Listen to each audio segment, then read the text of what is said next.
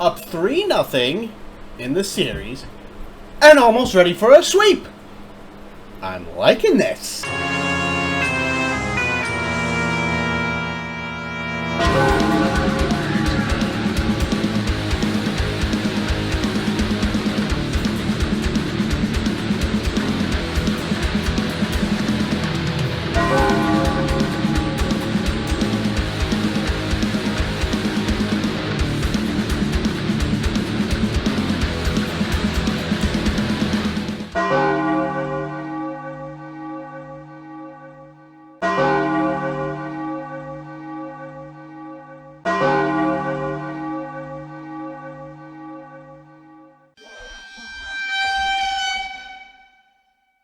Islanders fought, played well, and they won. A terrific win over the Washington Capitals in overtime!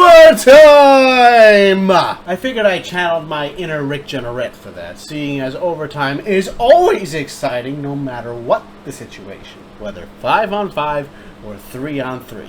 Overtime is always exciting. But the best kind of overtimes are in the playoffs. There is nothing more exciting than playoff hockey, especially overtime playoff hockey. Change my mind! But now that I've gotten that out of my system, let's talk about today's game and the Islanders going 3-0 in the series against the Washington Capitals. The first period of this game looked pretty damn good. The only complaint that I have is this Islanders power play. There is no pressure. There's no motivation to shoot. Just pass, pass, pass, pass, pass, pass, pass. Going 1 for 14 or so in this playoff series with the Capitals. The fact that the Islanders have so many chances and they're only able to convert once in this entire playoff series so far, it's maddening! I honestly don't get what the hesitation is. I really don't. They line up around the perimeters and they pass it along to everybody. And the shots that they take, it's well after the defense or the penalty killers have already lined up to block the shots. They're making things too easy for the Capitals or any other team for that matter. Just for once, I would like to see a good amount of sustainable power plays. I'm not asking for them to score goals on each power play. I know that's not going to happen. I want to see a good power play or power plays with good pressure, shooting, making the defense work. That's not so hard to ask for now, is it? When you pass and pass, they're already knowing what's going on. You're not shooting and you're not making them block the shots. If you do that, that'll exhaust them and it'll put momentum in your favor. But when you don't do stuff like that, you give Washington momentum. And that's what happened. After the Islanders scored, they went on the power play, and then Washington went on the power play. And guess what happened? They scored on a good power play by making the Islanders work and by taking shots. Take notes, Islanders. That is how a power play is supposed to work. But with all of that being to the side, the Islanders had a good game overall today. Their second period power play was terrible, but their 5-on-5 was incredible. The same thing in the third period. They had a good 5-on-5 game. They played Islanders hockey. And in the end, in overtime, Matt Barzal scored the game winner to put the Islanders up in the series 3-0. On Tuesday, they go for the potential sweep. Let me put it this way. If Barry Trotz wasn't the Islanders head coach, there wouldn't be the Islanders in this playoff position in this new bubble format just for this year. There wouldn't be playoffs for the Islanders. There wouldn't be any qualifying rounds. There would be nothing. This is an 80-point team without Barry Trotz. That means even at the time of the suspension of the season, the Islanders wouldn't have that much points. They wouldn't even be close to 80. They'd probably be maybe in around the 50s or even the 60s, and not even close at that point. They would probably be around the LA Kings or maybe even the Buffalo level. Not the Detroit level, but around the LA Kings and Buffalo level. And And that's saying something. It says that Barry Trotz is doing one hell of a job as Islanders head coach, turning what was going to be an 80-point team on paper into an 80-point team at the suspension, but was on pace for over 100 points. I have heard arguments that people are saying, oh, well, you have to look at the analytics. You have to look at all of the analytics that are involved in this. Trotz doesn't follow the analytics. He plays all the veterans only. He doesn't care about the kids. He only plays the veterans. Well, here's the thing.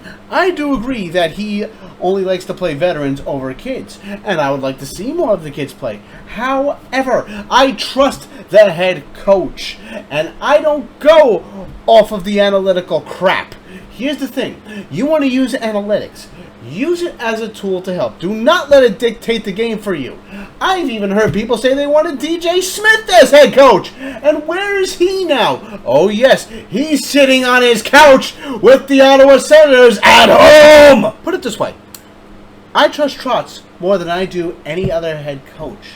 I trust Trotz to make the proper decisions to put the best team that he can on the ice with the cards that he's dealt with. Now, I'm not going to say this team is, the greatest team there ever is. It's far from it, obviously. But they're winning. They're 3-0 in the first round. On pace for a sweep! Trotz plays most veterans over kids. There are some kids on the roster. Matt Barzal is one of them. Anthony Beauvillier is another.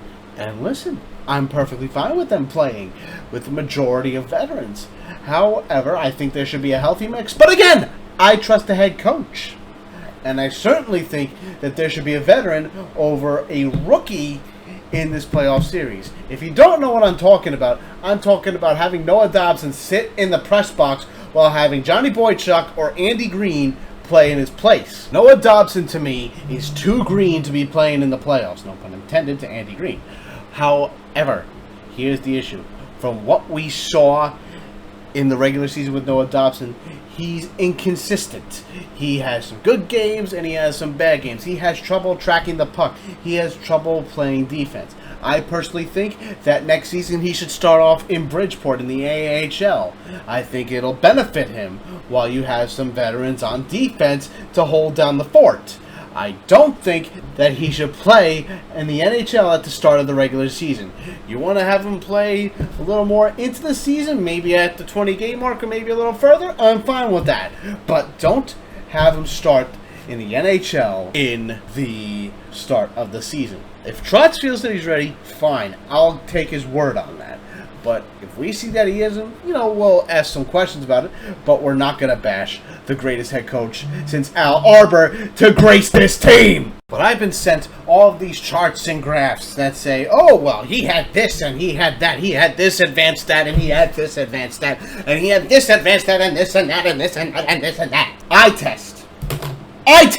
That's what helps the most. Not this analytical know-how BS. The eye test helps. And believe me when I say, the eye test does help. And I've had 4 eye surgeries. It helps a lot to watch the games instead of relying on some guy on Twitter who does all of the analytical know-how and all these advanced stats for whatever the reason. Just watch the game and see for yourself. Very simple. But in conclusion, the Islanders don't have the success because of analytical know-how. They have it because of excellent coaching. And because of this excellent coaching, they're on their way to possibly sweep the Washington Capitals on Tuesday. Keep in mind, in the 2019 playoffs, the Islanders swept the Pittsburgh Penguins in a best-of-7 series. Swept them! Sidney Crosby and the Pittsburgh Penguins, they swept them and moved on to the second round. It was a terrific sight to behold, and it was because of one Barry Trotz. Makes you wonder, doesn't it? Great damn head coach, wouldn't you say? I sure as hell would. I trust the head coach. You should too. And if you do, good for you. If you don't, I test and watch the games. Now, with all of that being said, thank you very much, everybody, for watching the Risorto Report, Isles Playoff Recap Edition. I am your most gracious host, and I'm impressed with my presence, Greg Risorto. And I will see you Tuesday after the game against the Washington Capitals. Please remember to like this video, comment down below if you liked it or not. Please subscribe, share this video with everybody you know all over the World Wide Web. Follow me on Facebook at the Risorto Report. Follow me on Twitter, links in the description. And as always, let's go Islanders, yes, yes, yes!